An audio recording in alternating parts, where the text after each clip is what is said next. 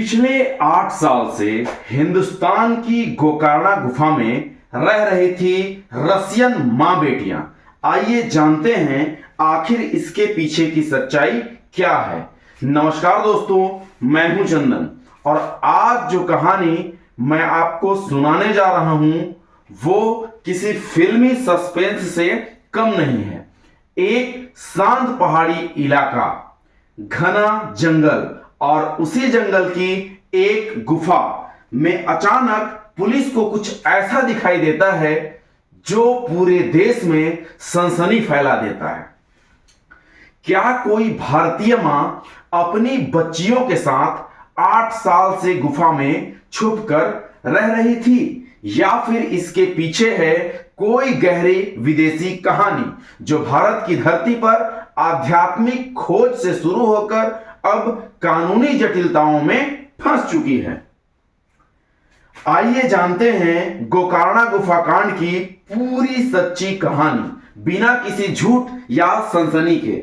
9 जुलाई 2025 कर्नाटक के गोकर्णा शहर की पहाड़ियों में जब पुलिस की एक टीम पेट्रोलिंग कर रही थी तो अचानक उन्हें राम तीर्थ हिल्स की एक गुफा में कुछ हलचल दिखाई दी।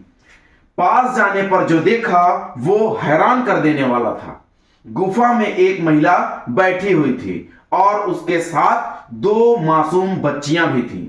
कोई रोशनी नहीं, कोई बिजली नहीं, सिर्फ एक प्लास्टिक की चटाई, कुछ पैक्ड नूडल्स और कुछ मिट्टी पत्थरों से बना वैसा ही एक आशियाना। नाम पूछा गया तो जवाब मिला, मेरा नाम मोही है, मैं यहां साधना कर रही हूं, ये मेरी बेटियां हैं प्रेमा और आमा।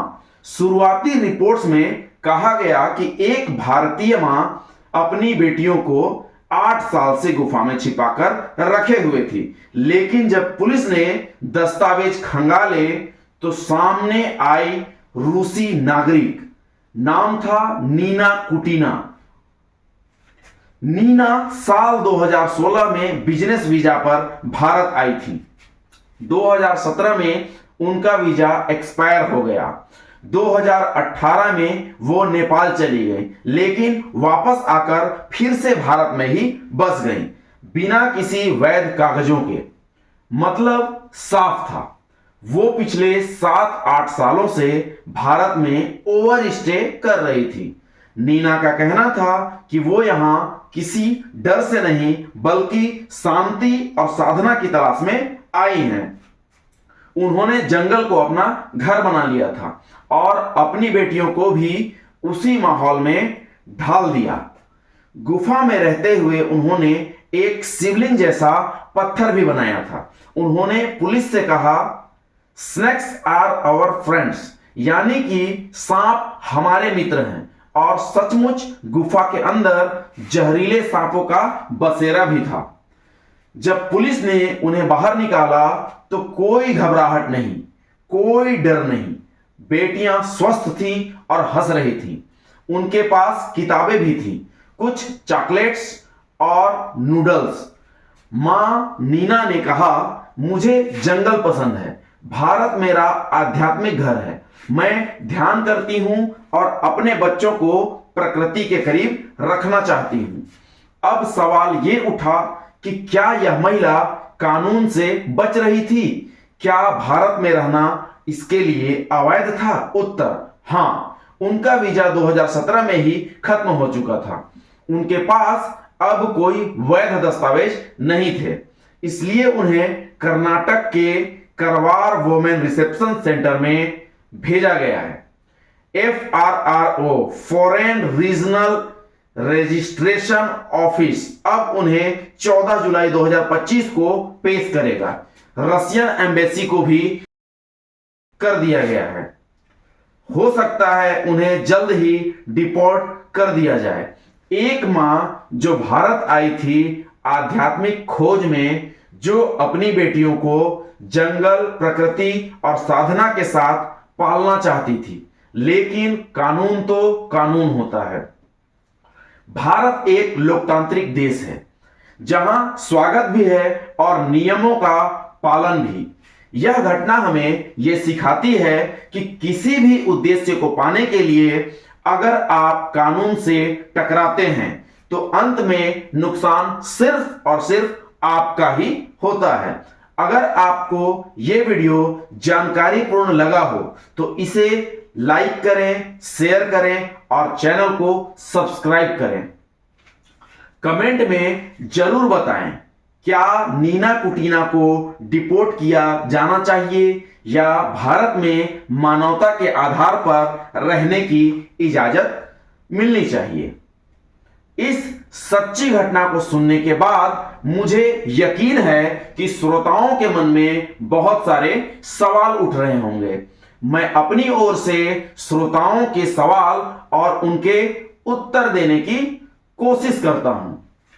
प्रश्न: जब यह रशियन महिला पिछले 8 सालों से भारत में रह रही थी तो आखिर इनके पास यह 2 बच्चे किसके हैं और उनके पिता कौन हैं और वह कहां के रहने वाले हैं? अभी तक मैंने जितने भी मीडिया चैनलों और पुलिस का बयान सुना है उसमें कहीं भी इस प्रश्न को उठाया नहीं गया है, जबकि यह प्रश्न तो सबसे शुरुआत में ही पूछा जाना चाहिए था। अगर इन बच्चों का उम्र 7 साल और 4 साल है तो जाहिर सी बात है कि इसके पिता यहीं के होंगे या फिर हो सकता है कि इस बात को दबाया जा रहा होगा। जैसे ही इससे संबंधित कोई भी जानकारी मुझे प्राप्त होती है मैं आप तक जरूर लाऊंगा। क्या यह महिला नीना कुटीना सच में 8 साल से गुफा में रह रही थी? नहीं, गुफा में उनका रहना केवल कुछ हफ्तों का था, लेकिन भारत में ओवर स्टे यानी बिना वैध वीजा के रहना 2017 से जारी था, यानी कि करीब 7-8 साल से वो भारत में ही रह रही थी। क्या उनकी बेटियां भी यही भारत में ही पैदा हुई थी? हां, शुरुआती रिपोर्ट्स के अनुसार नीना की बेटियां भारत में ही जन्मी हैं और उन्होंने कभी रूस देखा तक नहीं है। वे पूरी तरह से भारतीय माहौल में ही पली बढ़ी हैं। क्या गुफा में सांपों के साथ रहना संभव था? गुफा में सांप और अन्य जीव जंतु भी थे, लेकिन नीना का मानना था कि स्नेक्स आर आवर फ्रेंड्स। वे किसी को नुकसान नहीं पहुंचाते अगर उन्हें कोई छेड़ता नहीं। यह भी ध्यान दें कि यह एक आध्यात्मिक दृष्टिकोण था, न कि कोई वैज्ञानिक सलाह। पुलिस ने उनके साथ कैसा व्यवहार किया? स्थानीय पुलिस और प्रशासन ने काफी संवेदनशीलता और इंसानियत के साथ उनका रेस्क्यू किया। उन्हें आश्रम और फिर महिला संरक्षण केंद्र में सुरक्षित रखा गया। क्या उनके ऊपर कोई कानूनी कार्रवाई हो सकती है? जी हां, चूंकि उन्होंने वीजा नियमों का उल्लंघन किया है, इसलिए FRRO foreign regional registration office उन्हें 14 जुलाई 2025 को पेश करेगा। इसके बाद डिपोर्टेशन या फिर बैन की प्रक्रिया संभव है। क्या उन्हें भारत में रहने की अनुमति मिल सकती है? यह निर्णय तो भारत सरकार और रशियन एम्बेसी के बीच की बात है। उनके बातचीत के बाद यह तय होगा। अगर मानवीय कारणों को महत्व दिया गया तो उन्हें वीजा मिल सकता है, लेकिन यह एक कानूनी और जटिल प्रक्रिया है। क्या बच्चों को स्कूल भेजा गया है या वे पढ़ाई भी कर रही थीं?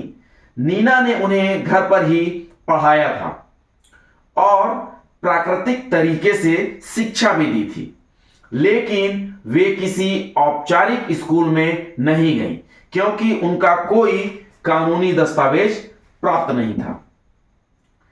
क्या भारत सरकार उन्हें डिपोर्ट कर देगी या मानवीय आधार पर रुकने देगी? ये सभी तय नहीं है, लेकिन चूंकि उन्होंने 8 साल तक भारत में बिना अनुमति के निवास किया है तो डिपोर्टेशन की संभावना ज्यादा है। हालांकि एम्बेसी और सरकारी स्तर पर मानवीय अपील की जा सकती है। क्या गुफा में जीने का उनका दावा सिर्फ नाटक था? नहीं, यह कोई नाटक नहीं था। वे वास्तव में कुछ समय गुफा में रही हैं, जिनका मकसद था ध्यान और प्रकृति से जुड़ाव। हालांकि पूरे 8 साल गुफा में रहने की बात गलत है। हमें इस घटना से क्या सीख मिलती है? आध्यात्मिकता तो जरूरी है, लेकिन कानून का पालन भी उतना ही जरूरी है। किसी भी देश में लंबे समय तक रहना हो तो वैध दस्तावेजों और प्रक्रिया से रहना चाहिए। प्रकृति से जुड़ाव और सरल जीवन अच्छी बात है, लेकिन बच्चों के भविष्य और सुरक्षा के साथ समझौता नहीं होना चाहिए। अगर आपके मन में और कोई सवाल है तो कमेंट बॉक्स में जरूर पूछें, मैं उसका उत्तर देने की कोशिश करूंगा। मिलते हैं एक और नई सच्ची कहानी के साथ। तब तक ध्यान रखिए और इंसानियत से जुड़े रहिए। जय हिंद, जय भारत। बहुत बहुत धन्यवाद।